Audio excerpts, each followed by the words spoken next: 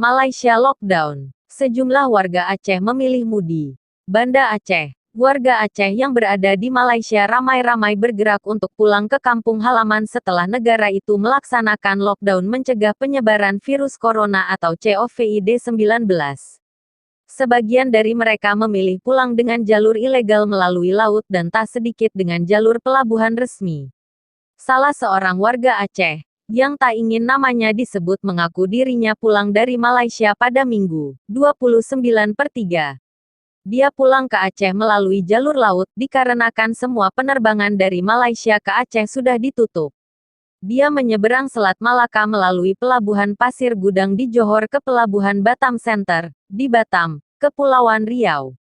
Menurutnya, untuk memperoleh tiket kapal, dia harus mengantre sejak pukul 2 dini hari dan baru mendapatkan tiket pukul 10 pagi.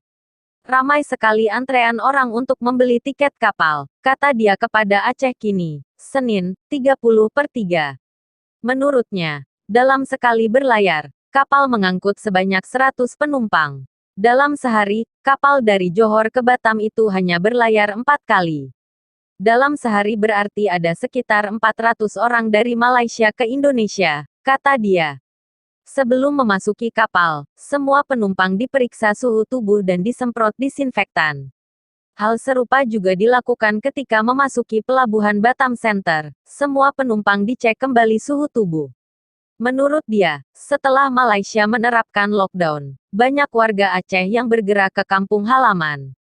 Selain melalui jalur resmi seperti yang dilakukannya, tak sedikit warga yang memilih pulang dengan jalur ilegal menggunakan perahu nelayan. Paling banyak yang pulang itu warga Biren, Pidi, dan Aceh Utara, kata dia. Sebelumnya pemerintah Aceh melalui Kepala Badan Penghubung Pemerintah Aceh, BPPA, di Jakarta, Almuniza Kamal, meminta masyarakat Aceh di rantau agar tidak pulang kampung alias mudik untuk sementara guna mencegah penyebaran COVID-19. Sumber, Kumparan, Aceh Kini foto, kiriman warga di Malaysia. Sekian dan terima kasih.